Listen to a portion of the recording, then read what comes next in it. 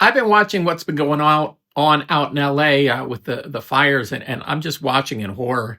And I think everybody's doing the same thing. I mean, when you really grasp what's going on there, people's houses, their churches, their schools, I mean, their whole life is gone. And it's just down to nothing. I mean, granted, some people have insurance, and I hope most of them do, and then they probably do. But then they have to fight with the insurance companies to get that all rebuilt. And it's just going to be a terrible process to go through. But the one thing that I've been noticing is uh, every so often, not every so often, but big celebrities and small celebrities and people that just have recording studios, their houses and their studios are gone. And I was wondering about this. I saw Bob Clear Mountain has a studio I think it was called Mix This, and I saw a few videos. I put the one link that I saw about him, and his he has a 72 input uh, SSL E series in his home studio, and he has all this gear down there, and that's all gone now. That his house, and he's lucky enough that his wife owns Apogee Electronics, and they have a studio down at Apogee in Santa Monica. But anyway, you look at it, he just lost everything of his recording gear. And the thing I was thinking about is when somebody loses their studio, it's a really big deal. To if somebody came in and just took everything that you own, your recording studio, the building, everything, and you had to start from scratch. What do you do?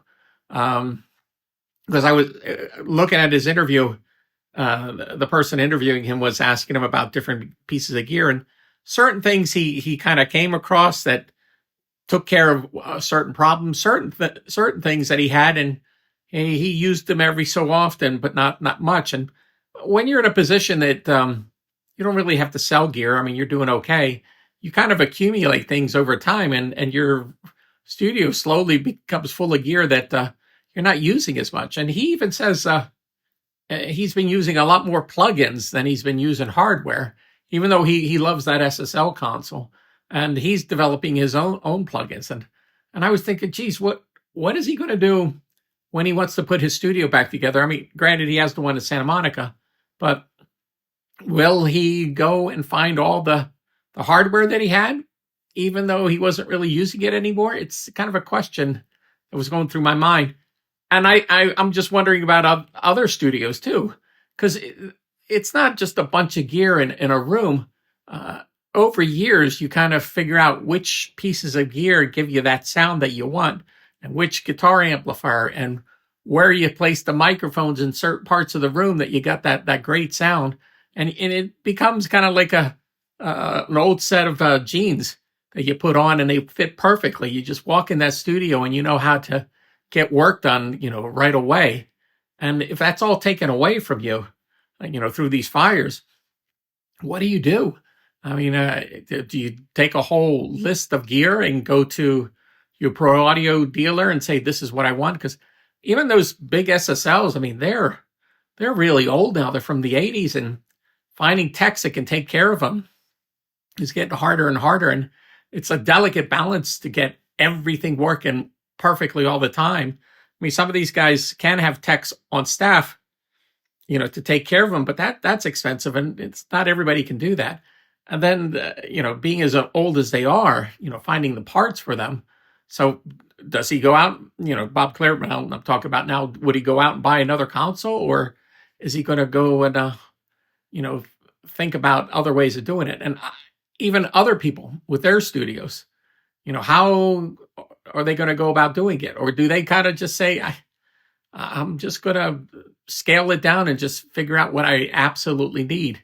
But it's just a terrible thought to think of, if your whole studio was taken away from you overnight and you had to start over. I mean, all your tapes, your notes, your manuals, all the gear, all your guitars. I even saw a video on a guy, they were asking him, what was he packing to get away, because the fires were coming.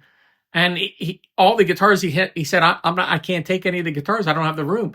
So as a guitar player, what do? You he said he took his computers and his uh, hard drives and things like that, his performances, but he couldn't take all his guitars. I mean, you take all that stuff for granted, but once it's taken away, what do you do? It's so this isn't more of a story; it's a more of a thought. I was thinking about what are people going to do when when they have to deal with that.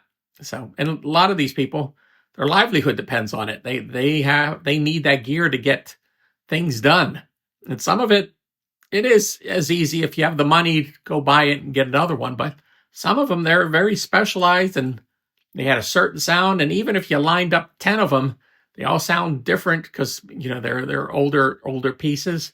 So it's going to be a very strange situation for a lot of people. And I really feel bad for them. And this is above and beyond, losing their houses and their livelihood, over there. So that was my 2 cents about the LA fires. I feel so sorry for the people there. So there you go.